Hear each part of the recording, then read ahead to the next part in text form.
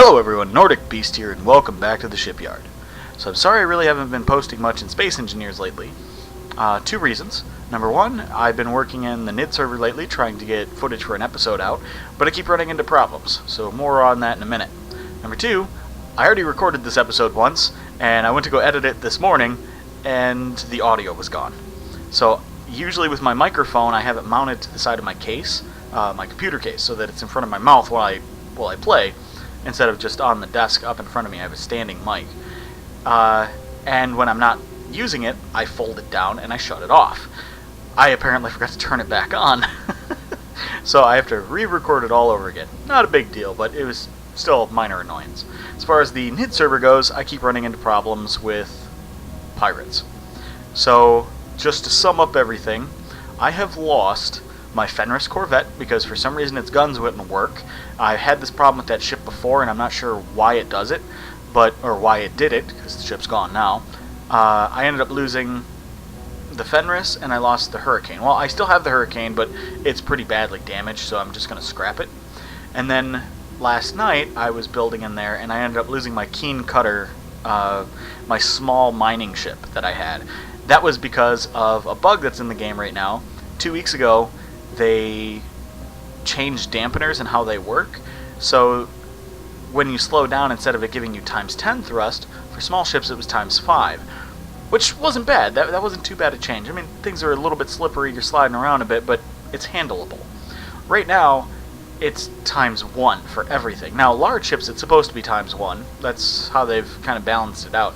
But for small ships, it's times 5, allowing you to slow down a little quicker. Well, at times 1, things are just sliding everywhere. Even my ships with a lot of thrusters, they slide all over the place. So in this room right now, I actually have a mod that's times 5, so it's supposed to be where it's at. So when I was in the NID and I lost the Hurricane, I destroyed one of the pirate carriers, and I tried to go grind that down with my Ripsaw salvaging ship. Well, I had no way to hold it, and it kept bumping it, and it would just float away. So with that, I built this barge. Well, or at least I designed it. I haven't built this in the server yet. My plans are to build this. It'll probably be the largest ship I built in the NID so far. The Ripsaw being number 2 on that list. But this, I'll go ahead and even put a picture right here. This can carry a ship that is about 6.5 million kilograms, which I don't think there's any ship in the vanilla game that's that size. Yeah, I was able to grab it and move it. That's one of Lord Wiseman's ships, by the way. I decided to try to move one of his ships because if I could move any of his ships, I can move anything. Because he likes to build on a grand scale for some reason. And I normally don't build on that scale. I would rather build smaller, more detailed ships. I think Boris put it best. I play the game the way it's supposed to be played. And I don't mean that as in any way an insult to anybody else. I play it knowing its limitations. I don't build anything massive and huge that's just impractical. Even though, actually, after we did that, we built something massive and huge and impractical. Which will probably be the next Shipyard episode once I can get all the people involved in one episode to show off what we built. So, alright. Last thing about this that I really enjoy. Well, first off, all the large thrusters are there to make sure that it can maneuver anything that's massive. And it works, and it has a jump drive, so once you grab whatever you need, you can jump away with it. And it also has a landing bay, which is really good, because a lot of the time if you find a ship in exploration, a small ship spawns with it. So you can grab a large ship, dock it up top, grab a small ship, dock it in there, and then off you go. You can also carry, like, another ship with, like, landing gear in here. You can just dock it in there, and say you need to have a ship to steady a ship while you're docking, you've got a second ship. So, sorry I keep bouncing around. Sorry about that. Alright, next up is this beautiful ship right here, the Irrepressible. I have both a modded and an unmodded version. This one is the modded one, where it uses the alpha-guided missiles. And it fires them in a staggered effect, so every other one, it'll fire 4 and then 4. And what that does is it makes sure that the missiles don't hit each other while firing. And that works out pretty well. Now, originally, on the bottom of the little comm tower down here, which, by the way, the beacon is in here too, so it's not just, hey, that looks kind of cool. There is a beacon in there that's protected, as well as the antenna. Now, originally, I had one of their laser designator turrets down here, which is just the missile turret, but it looks so goddamn ugly, I had to take it off. They do have like a point-and-click one, so this one's fixed. I just look at a target, click on it with that, and it's designated for missiles. And this is actually surprisingly maneuverable for its size. Now, I actually went with some heavy armor that you see in there. It's like a big heavy armor tube that goes through here and then comes up over here. This is where the bridge is. So it's actually pretty well defended, and then it's all light armor on the outside. Now, this isn't meant to be able to take a hit and keep going. This ship is designed to be a long-range missile cruiser, but it has enough gun armament to protect itself. Now, I haven't really set up the guns or anything, but my thoughts behind it is the missiles are meant to deal with large ships, and the Gatling guns are really meant to deal with fighters and missiles. So the idea would be to set those up to target fighters or small ships and missiles to protect you at close range, and then you use your actual missiles for long-range engagement. Now, the vanilla version gets rid of the target designator and puts 3 rocket pods here for fixed firing. And then it still has the bays up here, but instead of the missiles, it actually has a rotor piece that goes from large to small. I actually showed it in my Foundation episode with small block missiles. It has 2 of them that you can launch, and it works, but it's really buggy. And overall, the missiles are devastating. Like, it'll blow a massive hole in in another irrepressible. But it's just, I don't know, it's a pain in the ass. And it had welders in there too, so you could project and build new ones as they were launching. But again, it's a big pain in the ass. I would rather just deal with the mod. So, yeah, I really like this ship. I'm happy with how it turned out. I'll give a brief tour here. So, it has the single landing bay here. It's not very big, but it can fit one of my archers here, which I've shown in a previous episode. I had one, apparently I didn't save it, where it had some extra seats on the side for crew. This is pretty much just supposed to be a 4-man crew. That's all you need. A pilot, co-pilot, then you could have 2 gunners. That's pretty much it. Or, a pilot, the 2 gunners, and an engineer to make sure everything stays running. So anyway, yeah, I had one of these. Oh, wait, look at that fun little glitch. Oh, your white camera. Oh, no, you're a red camera. Alright, anyway. Yeah, and it does fit in there, and with the landing gear, it locks in pretty nicely, so. The only thing I don't have set up in this ship is I don't have all the buttons set up yet, and I don't have all the panels set up yet, but I will. So, that door there, and of course the airlock door, are the only ones that are not automatic. Come through, wait for it to close, and then you can open. If you try to rush through, like Dracul, Wiseman, and DHR Mike have tried to do, you get blown out the back. But I will say, we've all fit through these doors at once. I gotta say, that's really nice about this. I mean, look at this. 4 engineers were able to fit in here to be able to pass through. So, this is crew area. This is the engineering area. Oh, I put in plenty of seats for DHR Mike. He still felt I could use more seats, but it's about as many seats as I could fit in here. With the engineering area, this cockpit isn't meant for flying, though in reality you could fly through the remote block to be able to face forward in case of an emergency, but that's not what that's for. Runs off of 8 nuclear reactors, which is enough to run the jump drive and everything here. Originally I had the design, I tried to do a large cargo container, a large reactor, and a jump drive, and I'm like, no, we need to cut things down. And it actually worked out pretty well. So here's the med bay area with the cryo bays.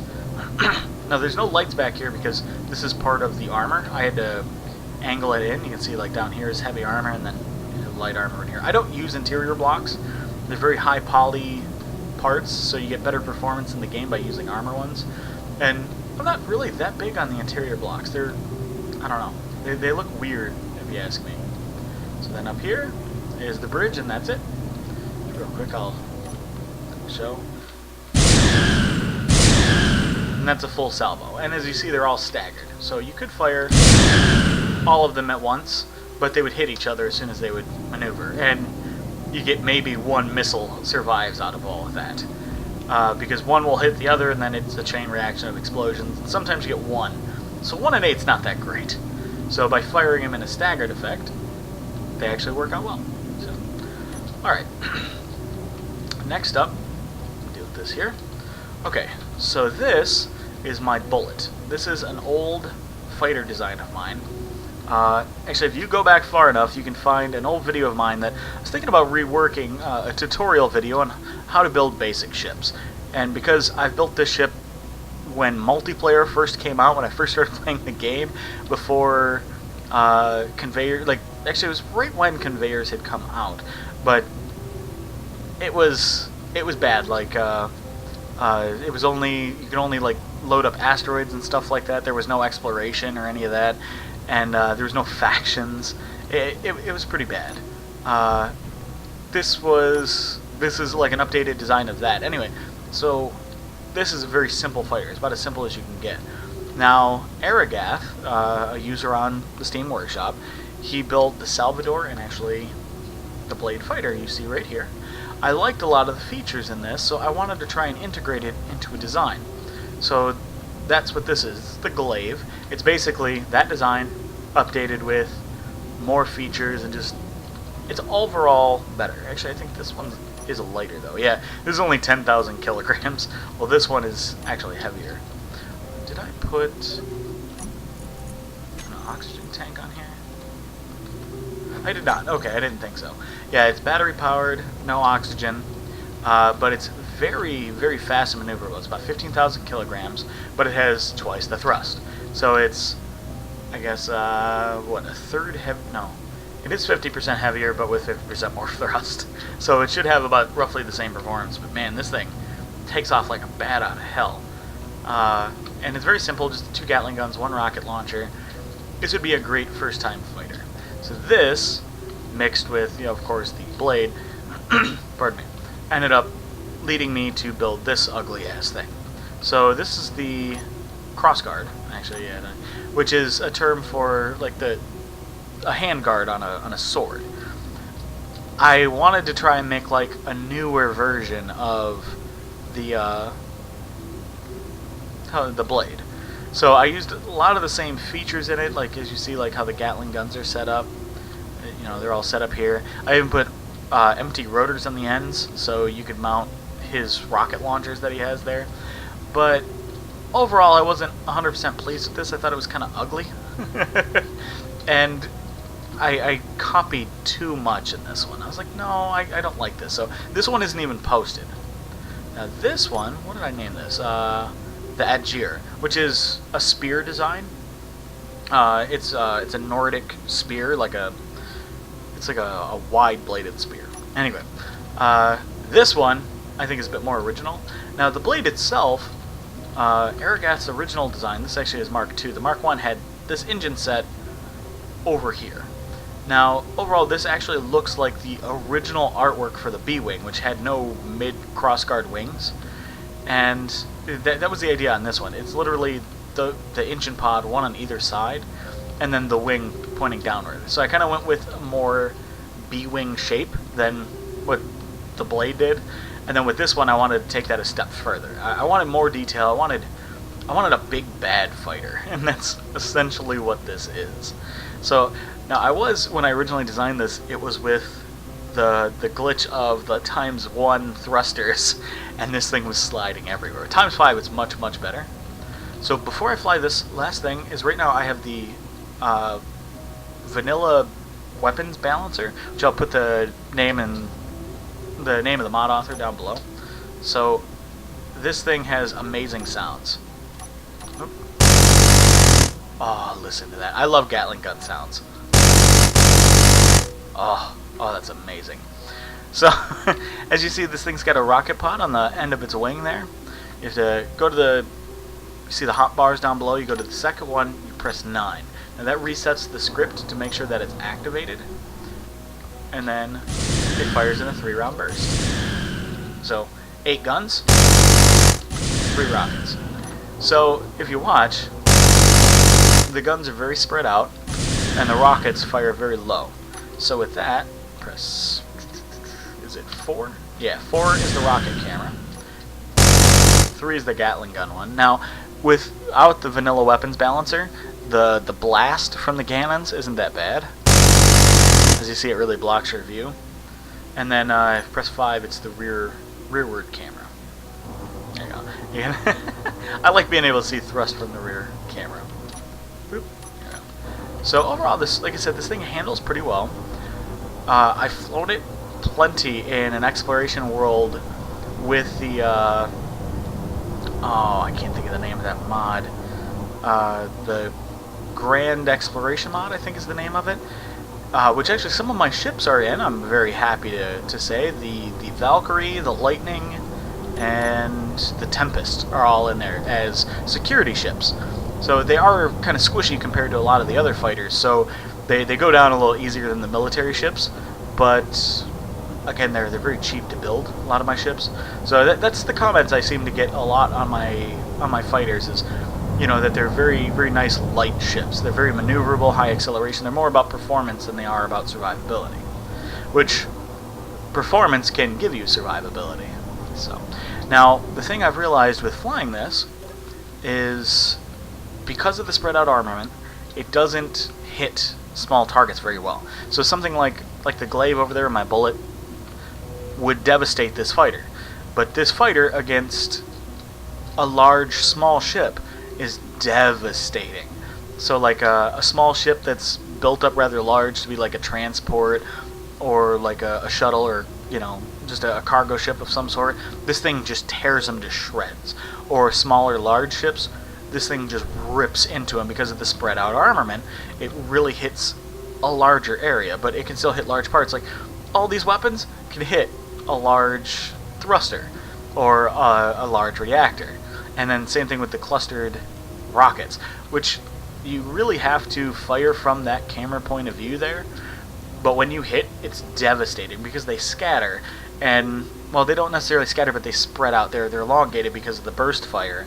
And then when one hits, all 3 will end up exploding, and it blows up over an area. So it's very effective. Even against large ships, it's extremely effective.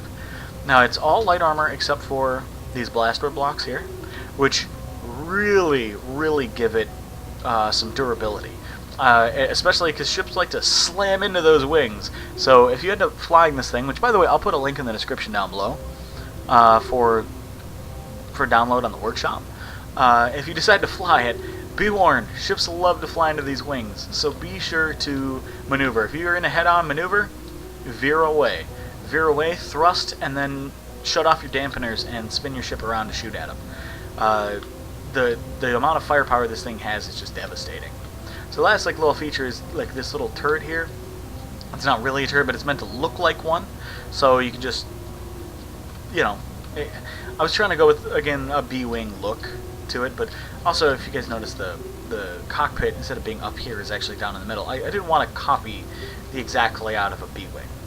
And it has a landing gear back here, so when you do dock, you can lock onto something with it with a large connector, which I don't even think I have one around here.